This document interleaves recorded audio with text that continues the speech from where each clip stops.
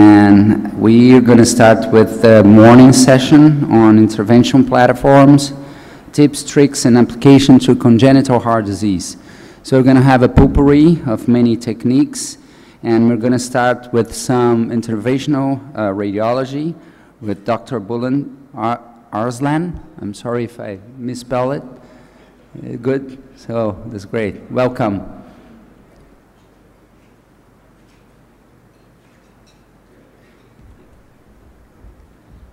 Okay, thank you very much. It's an honor to be here. We do work with Dr. Hijazi. He's been kind enough to invite us to this meeting. What I'm going to do is actually, I think we have a common basis for our specialties, catheter-based treatments, and then I'll try to show something that you don't commonly do, and potentially you can see applications of these techniques and treatments into your own world, and hopefully help some patients. So, okay, I'll start with a case who presented with a history of non-Hodgkin's lymphoma, had an SVC syndrome. Symptoms progressively worsened, especially facial swelling and redness, to the level that he could not sleep at night. And there was a recent CT angiogram which suggested that the SVC was completely occluded. There was no evidence of extrinsic compression, but patient also had a right-sided chest port that hasn't been used for about 6-7 years. So since the symptoms were progressing, he was referred for recanalization of the SVC. This is as close as I get to the heart, and so these are the initial x-rays of the patient. You can see the portocath right there with the catheter tip kind of looping, likely going to the azygos vein. But when we do the angiogram and or the venogram, nothing is going through the SVC. Everything is actually going through the azygos vein. So in these cases, we try to get through the occlusion. Usually use a glide wire or a 4 French, 5 French catheter. If that doesn't work, we create a coaxial technique, sometimes triaxial technique. Use chronic occlusion catheters. Some of them actually I took from the cardiology world, guide wires like Miracle Bro or Astato. So in this case, we use an Astato guide wire, 014 occlusion guide wire, and slowly pass it through halfway into that occlusion, and advance the snare from the bottom. And once they met, we grabbed the wire from below and had a through and through access, bypassing the occlusion in the SVC, and started to angioplasty it. We were cautious, started with a 3 millimeter balloon first just to create a track so we can get the larger 035 system in there. And once we created that 3 millimeter channel, we switched to an 035 system and initially used a 6 millimeter balloon. Subsequently, with the 6 millimeter balloon, actually, we did not get anything. As you can see, hardly any flow is going through. Went up to 10 millimeter balloon. So with the 10 millimeter balloon, we were able to get flow, but a lot of flow is still going through the azygos, so not optimal. So eventually, we're doing this kind of step-by-step safely, 12 millimeter balloon. And after the 12 millimeter balloon, there's still better flow, but I guess this video is not showing the whole picture. There's still flow to the azygos, which is not ideal. So normally you should go up to from 12 to 14, but I'm sure a lot of you guys are as impatient as I am too, being the interventional world.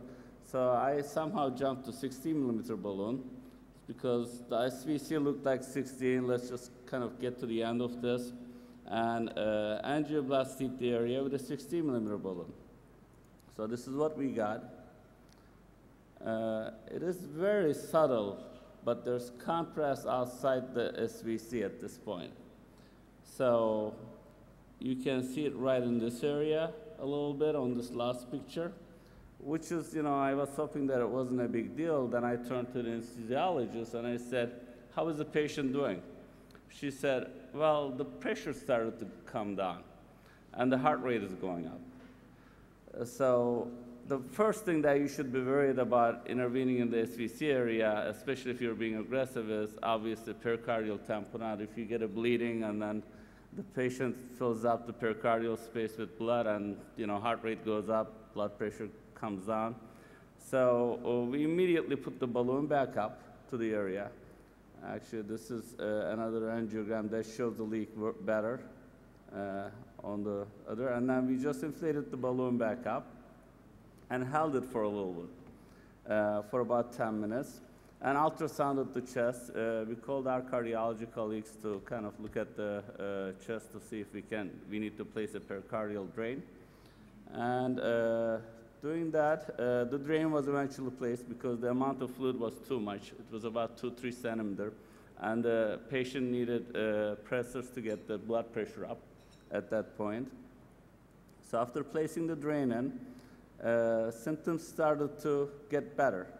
But even if the balloon was held for about 10 minutes, there was still a leak. At this point, I think this is a technique that you can use in every interventional field. You have an access to a perforation from above and below. What we did is we kept the balloon up again and came from the lower access, brought a covered balloon expandable stent, and AICS stent. So as soon as, and the wire is through and through, it's an exchange length wire that's coming from the IJ as well as from the groin. So as soon as the balloon is deflated, it's pulled back, the AICS is pushed into its place. So amount of time that's left for patient to continue to bleeding is about 5-10 seconds at the very most, and the AICS is inflated immediately. The largest size it comes currently is about 10 millimeter. So it's a 10 by 38 AICS. Obviously, with a 10 balloon, it's not occupying that 16 balloon space. There's still leak around it. Good thing is you can post-dilate these stents up to 14 millimeters safely. At 16, they start to kind of tear apart. So we have tried it outside the body. 14, they tolerate pretty well. So it was, again, post-dilated to 14. And as soon as we did this, the bleeding stopped, and patients, with the drainage at the same time, patients started doing better. And he was off the table. And this is a 6-month follow-up with stent being widely patent. His symptoms gone, and there's no evidence of issues with the flow. Okay.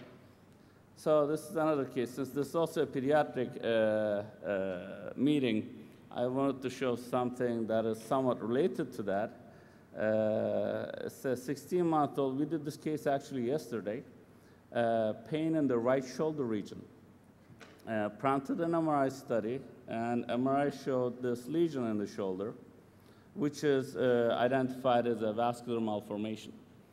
And for the treatment, since the patient is saying, we do not treat always these lesions if they're not symptomatic. It could be bleeding, pain, whatever. There's some symptom that brings it up, and then you can go ahead and discuss treatment with the patient. But all the options for the embolization include variety of products: coils, gel foam, glue, onyx, alcohols, radical, thrombin. Each one of them is good for certain type of treatment. And we discussed the case with the patient's family, potential recurrence issue with these AVMs, which is not uncommon. And the first thing to do is to identify if these lesions are high flow or low flow. High flow ones usually have an arterial component, low flow ones are venous. Some of these you cannot even see it on an angiogram, even though visibly they are there, so you have to kind of access them with a needle percutaneously, with ultrasound or by direct field. And after that's identified, if it's an arteriovenous malformation, identifying the number, size, and anatomy of the feeding arteries is important. Some have single feeders, some have multiple. Multiple ones are much more challenging to treat. So we did the angiogram on this little kid. This is the aortogram. We kind of tried to minimize the contrast as well as the radiation. And a selective angiogram of the subclavian artery demonstrated the malformation right here in the shoulder area, proximal humerus. So we did 4 French system for this patient, and then this catheter is an echelon catheter It's borrowed from our neuro colleagues. I believe it's 2.1 French. Our regular microcatheters are 2.8 French. And even with this catheter, you can see spasm happening here with an 014 guide wire.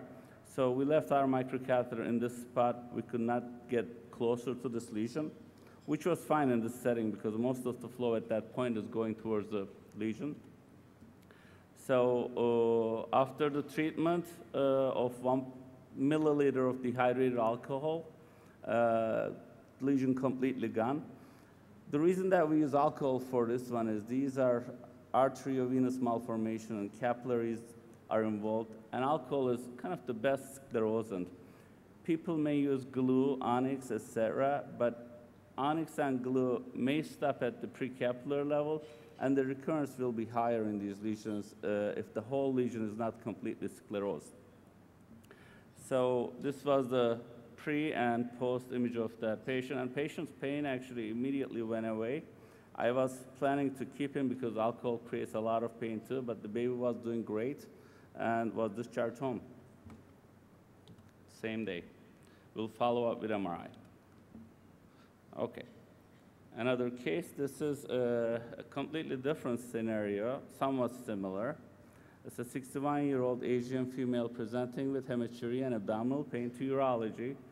They did a CT scan, and there was an aneurysmal mass in the left kidney, and IR consulted for options that would kind of prevent nephrectomy. And this is the CT scan. As you can see, it is a very large aneurysmal lesion, and urologist's opinion is that he can't take this out without sacrificing the whole kidney. So we did an arteriogram again in this case. This is the aortogram initial. You can see the lesion starting to fill in the arterial phase. And this patient does not have any biopsy or other intervention in that area. But if you look at the renal artery very carefully, there are some irregularities in her renal artery. So this is consistent with FMD. It's not very prominent, but she had an FMD, fibromuscular dysplasia, and it's very common to see aneurysms and arteriovenous malformations in the setting of FMD. So this is a better selective view of the same area. And one thing to vary about these arteriovenous aneurysmal malformations, you can see the venous flow is quite large. And trying to treat this, if you use liquid agent, it'll just kind of bypass through and come out and go to the lungs. And we had to think of a way that'll prevent any serious side effect from the procedure. So we said, let's go ahead and check the venous side.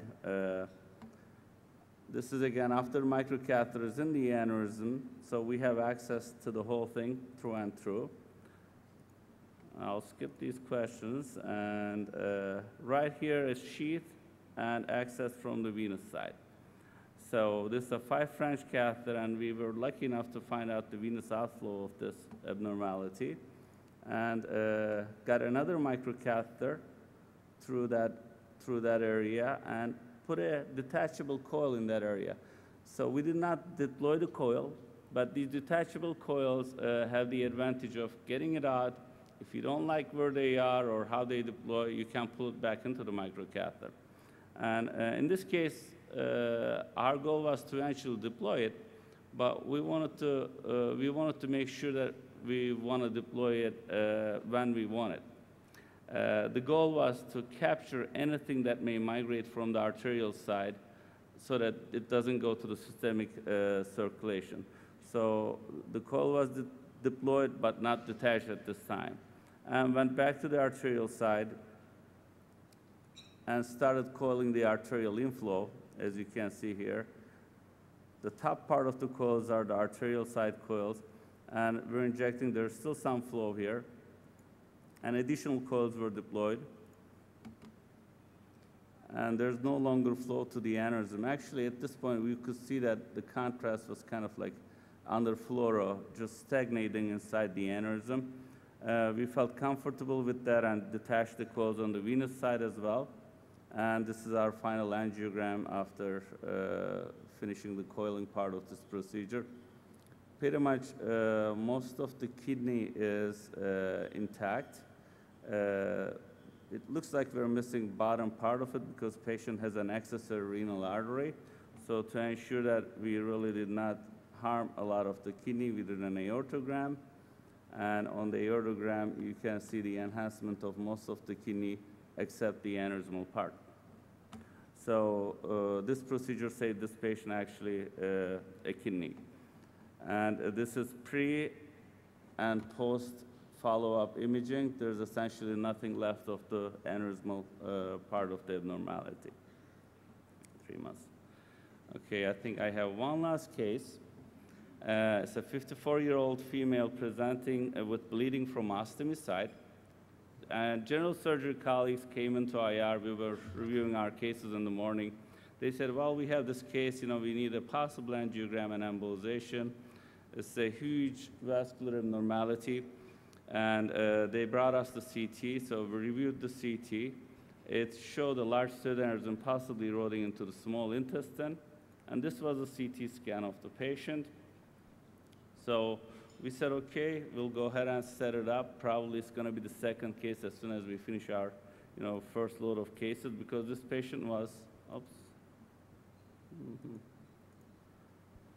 this patient was transferred from another hospital. And this is, it looks like where the stomach would be, but right here, this whole thing is a pseudaneurysm. And about 15 minutes later, we get a call. Patient is exsanguinating. We need to bring him right now. And they started actually, when they called us, they started carrying the patient down to the angio suite already. Within 20 minutes, patient was on the table. And we went ahead and did the angiogram. This is the angiogram, as you can see. And this is eroding into the stomach. And then ostomy site had actually an arterial bleed. One of the fellows were holding pressure at the ostomy site. I said, that's not really going to help. You need to come out of the sterile field, so we need to kind of get going. We prepped the patient, did the angiogram, and immediately got a microcatheter and started embolizing this area just to confirm that we're in the splenic artery. Splenic arteries are normally 5 to 10 millimeter in diameter. In this patient, this microcatheter, which is 1 millimeter or less, is completely occlusive due to vasospasm and blood loss. And subsequently, we started blowing our coils, and there's still some flow. So the goal is here to pack that artery as tight as possible so that you don't get blood flow. This floor loop kind of creates a little difficulty. Hopefully it's going to play, just to see that how the coils behave in these settings.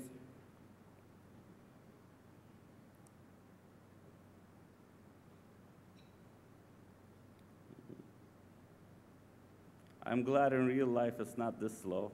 Okay. Okay, eventually. And so this is our final angiogram, and we're happy, but we always do a pullback and a repeat aortogram to make sure there are no other branches, etc., feeding that same area so we don't end up with an incomplete treatment. So we did another shot of aortogram from the celiac. And this is what we got. Who in the audience thinks that this patient is doing well? Who thinks she's not doing well? So one thing about this picture is I've seen this 2 times in my career. As you can see, when we inject the contrast in the celiac, contrast is going up towards the thoracic aorta. It's going to the chest. That's not where the blood flow is. So she actually died at that point, arrested. And anesthesia was not even aware of it. So as soon as we saw this picture, which was only about 30, 40 seconds after the previous picture, so I told the anesthesiologist, her heart is not beating, we need to resuscitate her. He goes like, what's happening? And then they look at it, there's an asystole. We started resuscitating this patient on the table. And after the resuscitation, she did well. She was recovered, actually. This was her kind of pre-CT, and this is her 6-month follow-up CT scan. Nothing left from that area, and she's doing great right now. think that's all I'm going to show. Thank you for your attention.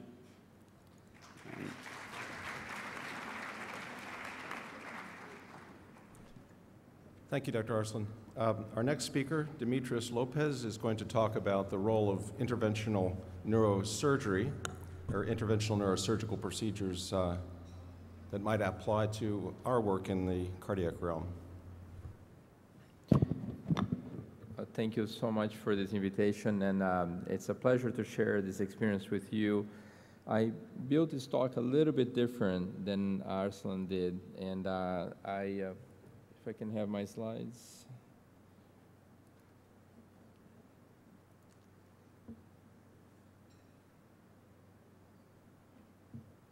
I'm ready to go.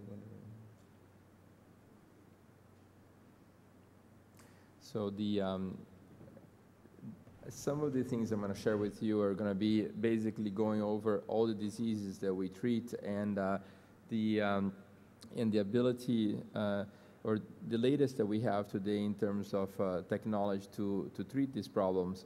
In neurosurgery, these are neurovascular surgery. We deal mostly with cerebral aneurysms, acute stroke, carotid stenosis, intracranial atherosclerosis, AVMs, and vascular tumors.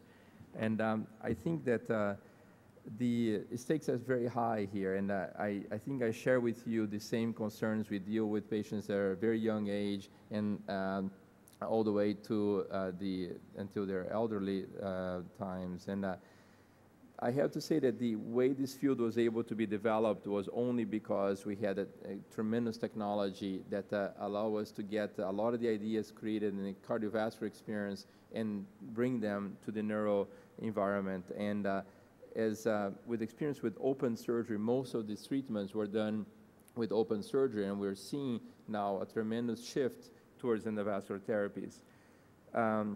I will combine two things. I think that part of the success of these therapies are related to imaging, and I cannot overemphasize the importance of having great equipment, great software, and today in neuro, the AICS system is the best technology that we have in terms of the ability to differentiate not only the intravascular territory, but the soft tissues around the vascular territory. In neurosurgery, this is extremely important. The ability to do CAT scans in the room, just like we do in outside in a conventional CAT scanner, it's a significant advancement. So today, we're able to screen patients for stroke actually in the angio suite without necessarily having to go to a separate CT scanner. You can assess for an intracranial hemorrhage in the room without having to stop your procedure. You can actually do that as your procedure is going on.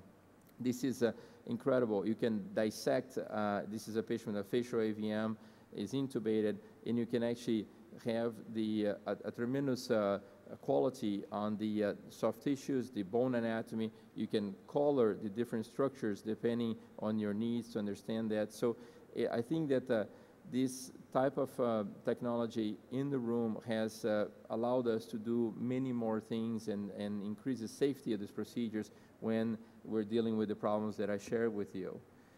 The other impressive change has been on the ability to calculate velocities and wall shear stress, the ability to have physiological data also in the angio suite. And this is a bit different than perhaps you're used to. This is without introduction of any type of wire, or it's basically assessing the flow. These are virtual models, and but the validation of these models has allowed us to get a lot of information, not only anatomical, but also physiological. And I wonder if this will even have applications in other fields too. The AICS system, this is a Siemens system. I think that most of the imaging companies will be moving towards this type of quality of imaging, is allowing us to do what is called the DynaCT micro. And this is, in terms of assessment of a position of the stent to the wall, as well as the ability to assess if an aneurysm there's a residual aneurysm still filling. And it's incredible. It has improved tremendously the quality of this information. I'll share with you, and I'll start with the cerebral aneurysms. And the first is if you look at the history of how we've treated aneurysms from clipping to the conventional craniotomy, then we started using diseases that involve the segment of the blood vessel. This is not the focal buried type of aneurysm. We're talking now about a fusiform type of aneurysm. In general, we recommend the use of a stent. The first effort started in 1998 when we started using basically coronary, this is balloon-mounted stents. It was basically all we had available. On the early 2000s, we started developing neurostents. They're self-expanding night node stents that they have closed and open cell designs, but basically they're extremely flexible. But their systems are being loaded mostly in catheters at 27 size, 0.27. More recently, we started developing stents that are fitting on a catheter of size 10. So you're able to deploy up to maybe a 4 millimeter stent with a system that is a 10 system with a 10 microwire. And this has allowed us to go much more distal. And I think that this can be a tremendous application also in other areas. Most of these stents are self-expanding and they're night null. Now, in 2011, we had the approval of flow diverters, and flow diverters, I think, it's a very exciting concept. These are cobalt chromium stents, and they can do this. This is a giant aneurysm that in the past, if you were to use coils or onyx to treat this, you'd have a tremendous mass effects afterwards. Placing a flow diverter only in the parent vessel allows you to have these type of results. As a neurosurgeon, this is very much what I would be looking for in an open procedure. Clipping this aneurysm is reduction of the mass effect. Intracranially, this is very important for us. And the durability of this is the chance of having a recurrence from flow diverters has not been reported today, a case that has been occluded having recurrence. So I think it's an incredible advancement on the field on management of large and giant aneurysms. Another example is a fusiform aneurysm of the basilar artery with, you see two aneurysms. This is at the top, just a superior third of the basilar artery. AICS is coming out of the aneurysm, and then you have a fusiform dilatation proximally. These are full perforators leading to the brainstem blood flow. So you have to have a coverage, but you have to have a selective coverage of each area. This is the final result when we use in the top of the basilar artery a coverage of 6% metal to artery ratio. And the lower portion of the aneurysm, we use a 30% coverage because there are less perforators in the lower portion. So this concept of understanding all the devices we have, the degree of coverage that they have on their nominal size at the vessels that we're treating, it has made this become a very much a choice that you have in a plan that allows us to have the results that in the past were prohibitive. It's unthinkable to have only one device that work well for all the anatomy in the neuro space. So it's very important that you see we have today the range from 6% to 30% coverage, and then you have to play with that. Covered stents, completely covered stents in the intracranial circulation are only possible to the cavernous area. We cannot use a covered stent on the distal anatomy, MCA or basilar artery, because of the perforators. Now, we shift now from fixing segmental disease that involves a fusiform segment of the blood vessel to looking at problems related to saccular disease. So this is now, it's a focal dilatation of the blood vessel. The blood vessel, the parent vessel is normal otherwise. And the original treatment were, of course, clipping, then coiling became available. And I'll be glad if you have any questions about coils. I mean, we use a lot of different types of coils. But this technology is not depending on the neck of the aneurysm, we had a high recurrence rates, up to 30%. So we had to find better ways to deal with this. One of the things that I'd like to complement what Dr. Arslan was mentioning was a lot of the coiling procedures in wide neck aneurysms, we use balloons. So the use of, these are basically very compliant balloons that are used just to nudge the coils into a certain location. So to avoid the coils to manifest themselves, you kind of can mold them into a position by inflating the balloon like you see in this picture here. We also start using stents with coils. And there is a liquid onyx, which is called HD500. It's a high concentration of onyx that is deployed with a balloon across the neck in an arterial circulation that will basically set much sooner than the conventional onyx 18 and 32 that you are used to hear about it. This is sometimes used, but the problems with coils and onyx were mass effect. So the ability to use now intrasaccular flow diverters like this type of mesh here, you see this is called Webb, another one is called Luna. These new products are being investigated now as a substitute to coils. So you would place in one, this goes on a 27 catheter, and you're able to then deploy this into the aneurysm. And you may or may not place a stent, but avoids having to place one coil at a time, and sometimes a very tedious process when you can occlude that aneurysm much faster using a plug-like device. These are extremely fine mesh, and it fits, I mean, the sizing of this, it goes as small as a 2 millimeter. Now, let's shift from aneurysms. We talked about saccular disease and segmental disease. Now, in carotid stenting, I think what's interesting to me is we developed with Siemens a software that I had a tremendous difficulty when using IVAS or OCT to understand where I was on the world that I learned, which is angiography.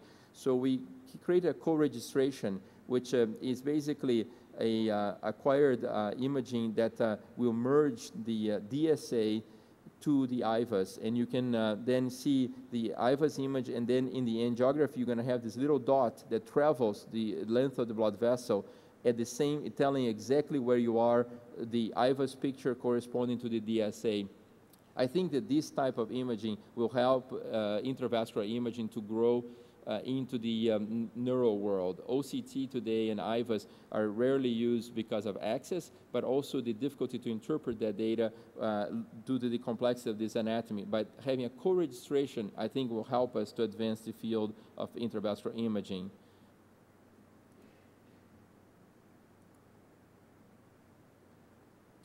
Now, in acute stroke, I think this one is an area that you may come across problems. I think that this is one of the concepts is to use aspiration. So here you have a case. This is a penumbra system, and we're bringing a very flexible 5 French system through a wire and a microcatheter. This microcatheter is a 27 microcatheter. The microcatheter is across the area of blockage. We connected this to a suction system. As you can see the tubing, see there's no flow going on. That means that we are against the blood clot. And we just wait for a little bit, and this catheter will, like a python, swallow the clot. As you may know, in neuro is rarely due to a plaque, an intracranial plaque. Mostly is a distal emboli, so these clots will come into suction. So in this case here, gradually you see the speed picking up, the tubing is filling, and all of a sudden this will really pick up. And that means that you swallow completely the clot, like that, right there. At this point, you get quite confident that you have the blood clots in your, at your control. And once this is done, this is a relatively straightforward if you can get the access to the clot, and you can see the final results, the clot into the canister, and this is the opening of the blood vessel. So this is the aspiration method. Another one is the ability to use a, move on here, sorry. The ability to use what's called stent retriever. And here's a combination of aspiration locally, plus you can place a stent on a stick. And there are different designs to this, but these devices, you may have heard Solitaire, Trevo, and this is 3D. These devices allow you then to grab the blood clot and kind of, you try to macerate the blood clot into this stent, and you're going to recapture that into this aspiration catheter. So it's an adjuvant to the aspiration. That's definitely another method that we use for acute stroke treatment today. I'm going to move on into AVMs, and this is what Z asked me to talk the most, which is our experience with this use of These microcatheters, you navigate usually as a 6 French guide catheter, and then you go into a 1 French catheter intracranial. The wire is a 0.08 microwire, and then you start a process of creating a plug.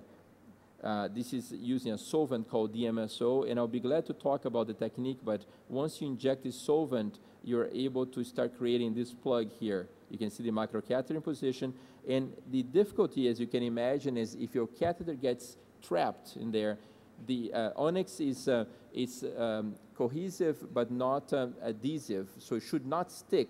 But if you reflux more than 3 centimeters, this catheter will be very hard to pull out.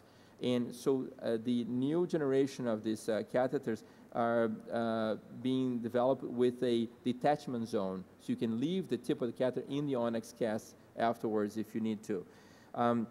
This material, as you're embolizing, the technique here is to create an initial flow arrest at the tip of the catheter, and at that point, this works almost like a toothpaste. So you push this, or a chocolate, like a chocolate cake, like with the fudge inside. The outside hardens, but the inside is liquid. So you push that hard component forward as you form that initial skin outside.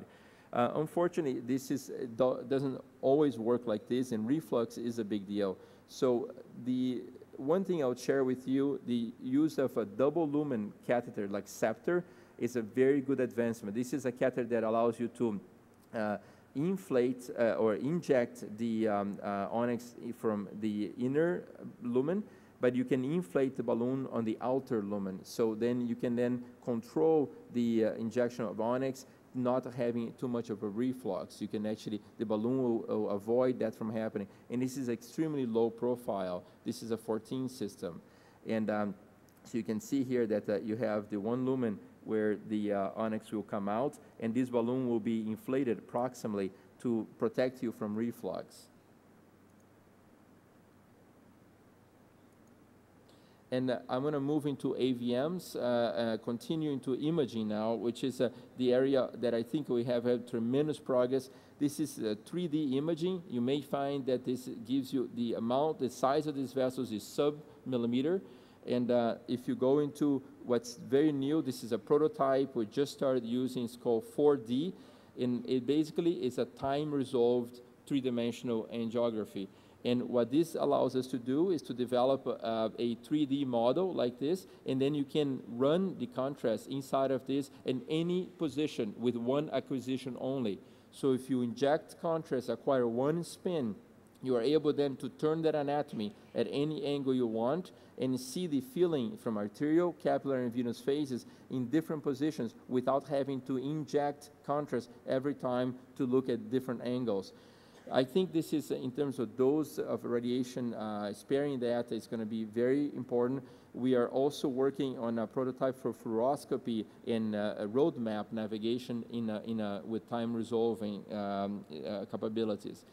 The other important advancement on the field, I think, on imaging AVMs is the ability to have physiological information, such as this one here.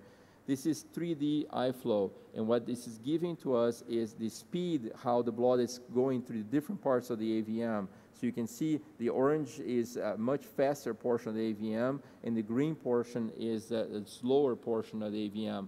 This is extremely important as you're embolizing AVM to, if you eliminate the venous drainage, you may have a rupture of the AVM. You need to have a feedback of how much of compromise you got at the venous, the outflow, prior to occluding completely the arterial segment of the AVM. So I think this is actually something that is going to be extremely helpful for us.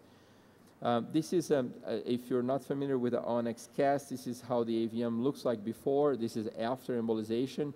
This is some AVMs we cannot embolize completely, so we'll take the surgery. This is the appearance of an AVM. You can see how the cast, it's amazing, makes a surgery for an AVM much simpler. It looks like a tumor surgery because it doesn't bleed like it normally does, an AVM, and it's incredible the penetration of this when you get to the nidus. So I think bullet had a point.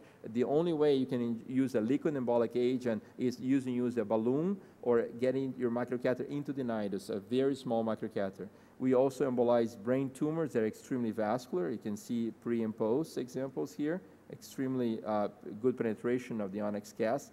But this is only possible if you have a deep-seated catheter, a small profile catheter, as well as or a balloon.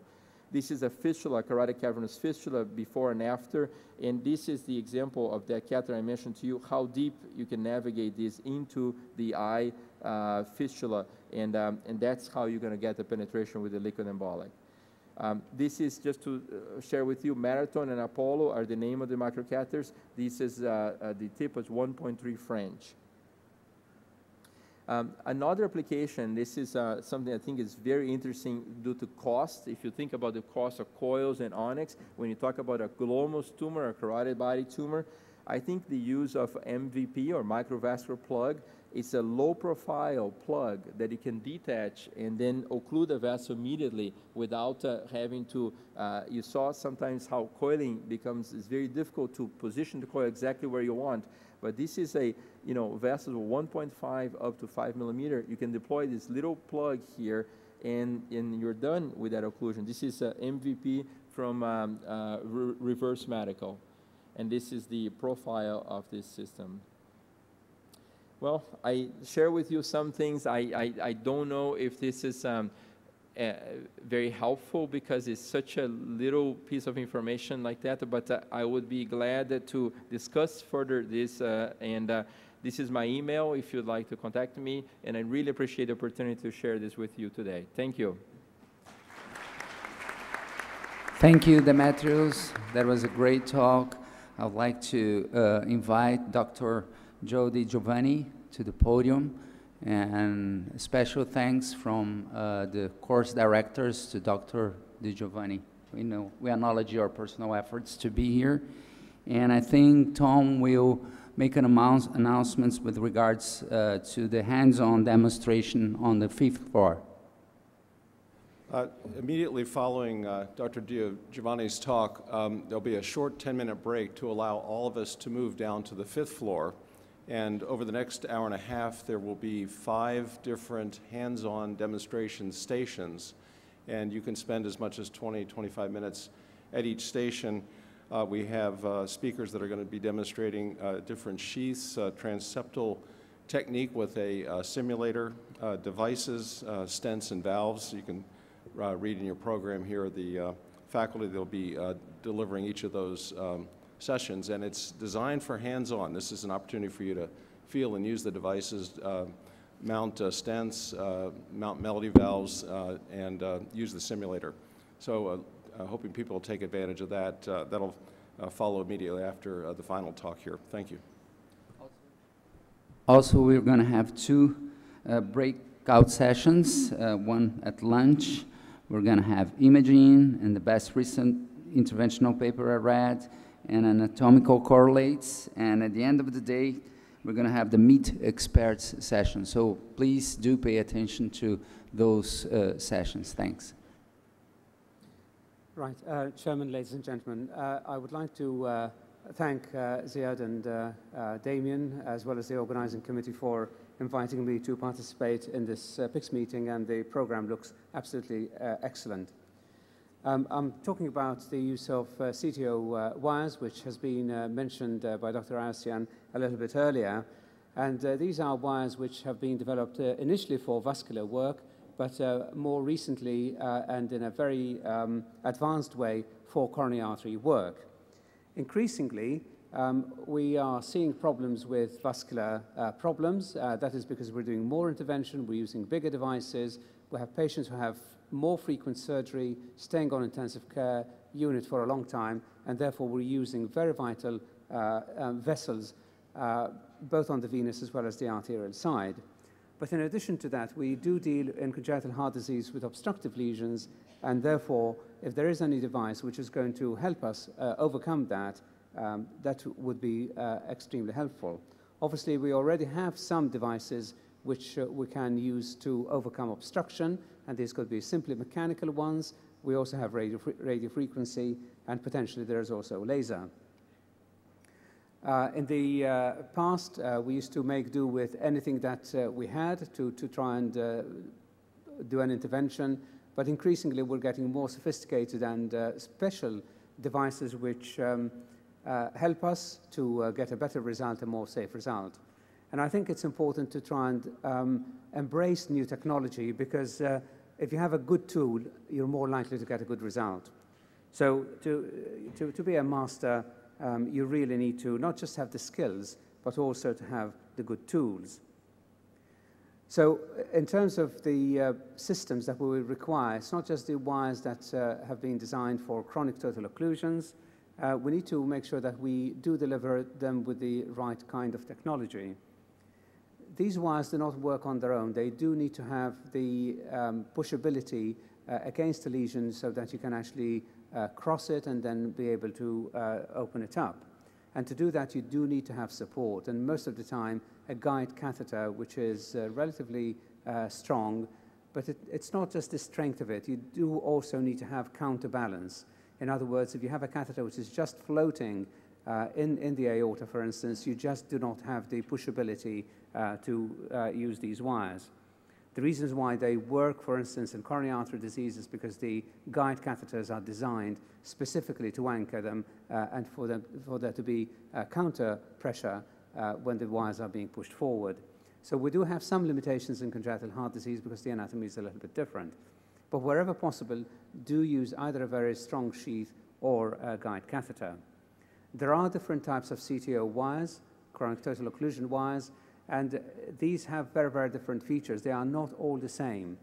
The way you handle them is very different. Their pushability is very, very different, and the risks with them are very, very different. So before you use them, and you don't need to know the details of all of them, but the ones at least that you use, and you probably don't need to know more than about 3 or 4 of them, then it's important to know the features so that you know how to use them, not just for success, but also to reduce the complications.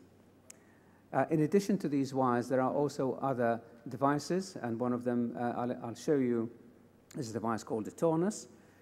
In addition to the wires, the use of microcatheters, similar to the ones that have already been described for neurosurgery, for neuroradiology, are very, very helpful. These are braided.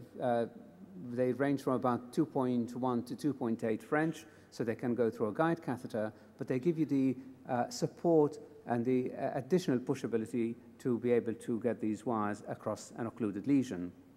Now, sometimes these wires are not long enough, and it's important to appreciate that if you do need to have an additional length, you can use a dock system. So you dock one wire to another to get the length.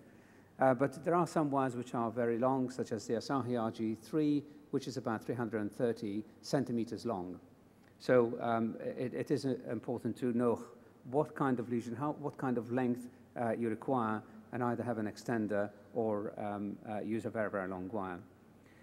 Once you've crossed these lesions, it's important to do a dilatation, and obviously it's not always possible when a lesion is completely occluded to cross with a balloon, but there are some balloons which are extremely low profile. In other words, they have no profile at all. So these are very, very, very fine. There's no wings to them, and you can actually push them over a wire and start inflating, creating a track, and then increasing the size of the track by increasing the balloon diameter. And 2 examples are the Sprinter and the Stingray. One of the companies that does make, and I have no link or any association with the company, but they do have a very large array of chronic total occlusion wires, is Asahi, which is a Japanese company. And I think it's important to appreciate that the wires have different tip load. And the more tip load you have, the more successful you're going to be, but the more likely that you are going to be able to perforate. And they all work in a different way. So the more gentle ones are the Fielder catheters, or the Fielder wires, and there are 2 types, one which are used for antegrade and ones which are used for retrograde. These only have a tip load of 0.8 grams.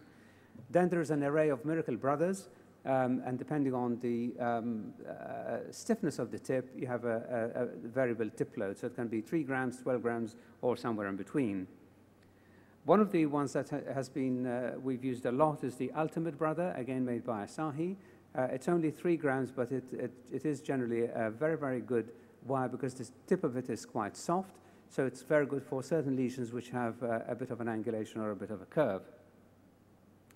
I think that is one of the wires that one should consider using. Although the wires come as straight, you can always put a little bend on them, but it's very, very important not to put too much of a bend, because obviously if you have something which is bent and you try to rotate it, that is going to change the orientation of your bend. But when you do have a bend, or when you create a bend, it's very important not to just rotate it, but to actually move it back and forth so that you keep it in the same direction. More stiff wires, again, these are largely for coronary, but also for peripheral work, is the Confianza and the Conquest Pro. The really heavy ones, and this was mentioned again by Dr. Arsian, is the Astato. These are really very, very stiff wires, and the risk of perforation can be quite high. So it is very, very important to make sure that where the wire is going in the right direction. They're only 0.014 in dimension, most of them. Some are 0.018. So it's not a very big perforation, but nevertheless, you can still get bleeding. The microcatheters that I've mentioned, which are braided catheters, come in various forms. They're usually just over 2 French, so from 2.1 to 2.8. And there are different types. These are the ones that are commonly used.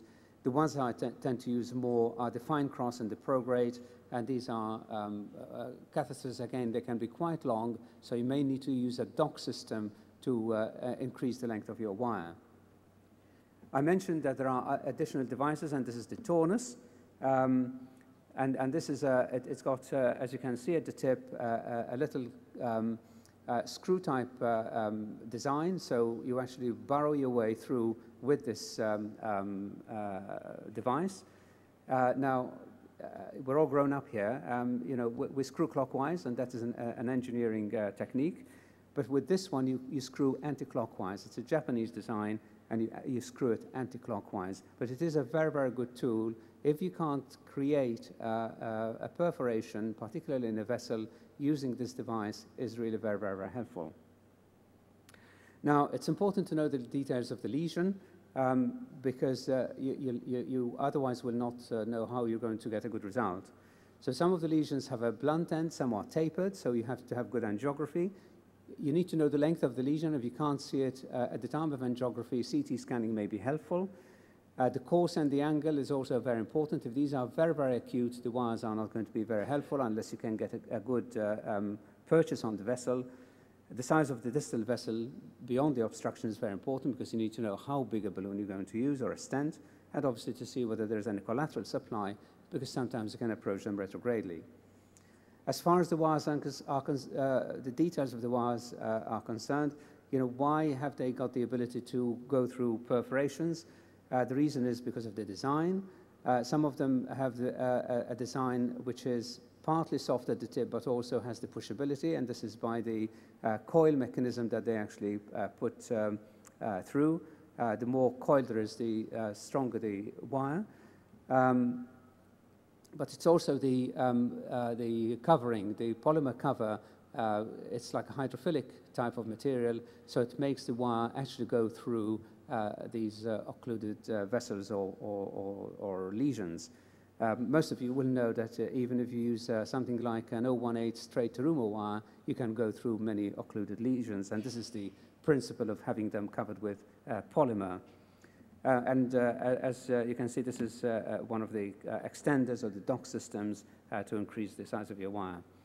The chronic total occlusion wires, these are the more stiff types of wires which most have to use for the types of lesions that we have. So it is important to look at the anatomy to see, you know, what kind of problem you're going to have, where the proximal and the distal end of the lesion is, what the orientation is, and whether you're going to be able to meet the two ends together. But I think it's also important then to appreciate the properties of the individual wires. So sometimes you need to do a drilling type of mechanism, in other words, going back and forth, like rotating back and forth. Sometimes you have to do it in a sliding technique, so you rotate it in a clockwise fashion, but going all the way through and pushing at the same time. But for the more stiff wires, you then use the penetrating technique. In other words, you actually tap it. You tap the wire as you go forwards. So it's important to appreciate which wires benefit most from which of these three types of techniques, which is the sliding, the controlled drilling, or the penetrating technique. So apart from occluded vessels, what other potential lesions can we deal with? Obviously, the pulmonary atresia is a very classical one. Sometimes you can open this up with the stiff end of a coronary wire. Most people use radiofrequency, but obviously radiofrequency needs to have the equipment, but also there is the burning component to it. So using these wires certainly doesn't cause any burning. You already have a wire that you can take a coronary balloon catheter over, and therefore it makes it a lot easier. Occluded veins and arteries, these are by far the most that we encounter. In our unit, we have a very big liver transplant unit. So they do a lot of liver transplants, small bowel transplants, and these patients have been on long lines for many years, and therefore they finish up with occlusions, and we have to rehabilitate these for them prior to transplantation. Recanalizing the duct is very, very important. Many a time we find that there are congenital heart lesions with reduced blood flow to the lungs where the duct has actually closed. In this situation, opening it up, so long as there's an ampulla, is not a problem. And we've opened some that have been closed for several years. You can open up occluded shunts and also crossing an intact atrial septum. So these are some examples. This is a patient with phallocytology from Nepal who had several operations in Delhi. We had no operation details, but when she arrived to us, she had a systemic RV pressure. We realized that there was a tight RPA stenosis, so we stented that, but the LPA was not filling at all. So as you can see, there is a ductal ampulla at this point here. Doing a wedge injection, you can see a very, very small left pulmonary artery, a true wedge with a bronchogram. You can see again a very, very small left pulmonary artery. We had a guide catheter. We used an ultimate brother here. We can see that it's taken the course of the vessel. Once you actually reach once the tip of the wire reaches the hilum, you can actually see it moving, and you know in that situation that you've actually got to the lumen of the other end.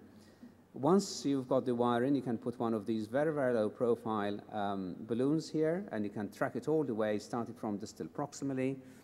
And once you've done that, you can start stenting distally, more proximally, until you stent it completely. This is a completely stented vessel, and you can see much, much better flow.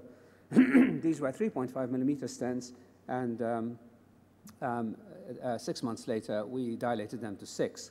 So it's important not to open from 0 to something very big because of the risk of rupture.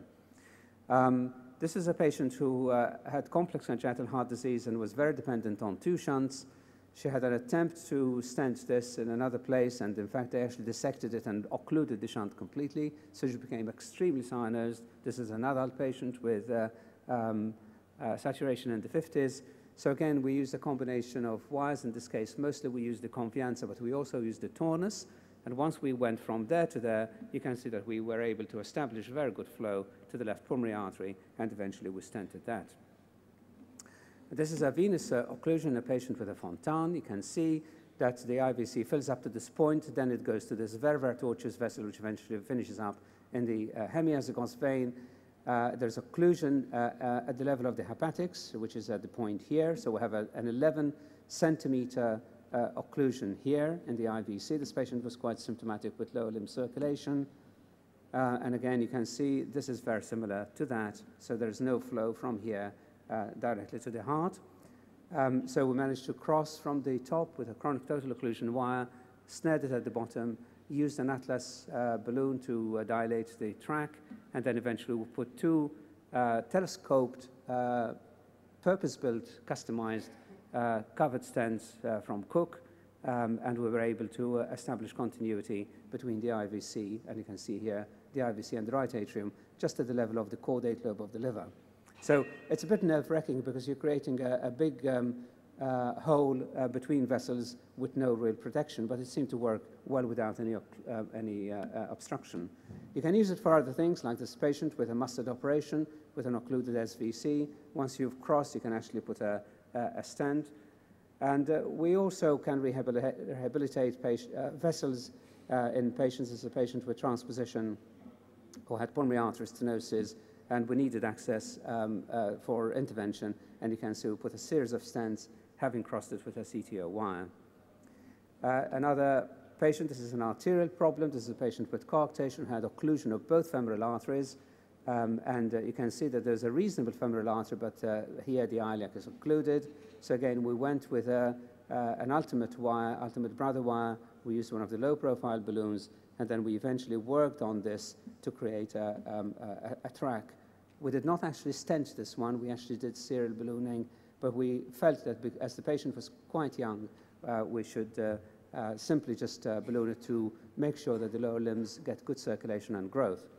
Again, use in pulmonary atresia with intact septum, and then once you've got the wire through, you can put a balloon catheter, coronary balloon, a bigger wire, and then you can actually open up. This is a patient who's had several operations, again for pulmonary atresia. She's had several shunts, and as you can see that there is a stump at the top from a shunt here, and through a wedge you can see a very, very nice left pulmonary artery, and I thought this would be very, very easy to go from A to B.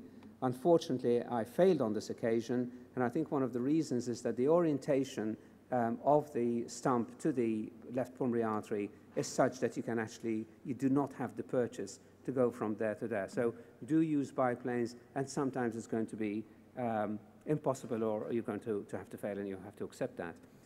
So in conclusion, we do have these new wires which have been designed for vessel occlusions, but we can also use them for coronary artery, for congenital heart disease, as I've mentioned, with some of the occluded lesions. And I think particularly patients who've had a PDA which has closed down, and you might want to use that, it is a very, very, very useful technique. I think it is important to know what you're dealing with in terms of the technique for the wires, because they don't all work in the same way. So you have the sliding, the rotation, and the penetration. The harder ones use penetration, and therefore they can perforate more. I think it's important to know the accessories that are available to help you. And I think the main potential problem is obviously perforation and extravasation. So I think it's important to have the skills to know how to overcome that. And I think as we have new technology, we should embrace it, because it opens up new fields for our interventions. Thank you. Thanks, Joey. I have a quick question, Joey. Joey. Well, first, great presentation. I think if there's a beak, there's a way to open it up. When do you choose between bare metal stents and cover stents to cover your tract you created with the CTO wire? I think most of the time you can cope with a bare metal stent, because a lot of it is, there's a lot of hard tissue there from previous surgery. The reason why we used a covered stent for the IVC one, for instance, we knew that we were creating a track outside the circulation completely, and therefore we needed to have covered stents. So what we did there is we ordered, on the CT scan, the distance ranged from 11 to 12 centimeters. Now that may not sound like a big difference, but when you've got the renal veins and the hepatic veins just at the edge, you need to make sure that you're not going to cover them. So we ordered a funnel-type stent, 2 funnel-type stents with the funnel bit uncovered and the rest covered, telescoped them upside down, and then like that we had a range from 8 to 14 centimeters depending on how much we telescope. So you can actually do it at that time. But we don't always use covered stents, is the answer. And certainly for ducts and for these, the chronic duct with the LPA, those were all bare metal stents. You don't need covered stents. Thank you very much, Joe, and appreciate all of the speakers this morning providing great talks and staying on time. So we have a few minutes to relocate to the 5th floor for the hands-on session. There'll be a coffee break after that, and then we'll reconvene back here at 11 o'clock for the tape case presentations. Thanks, everyone.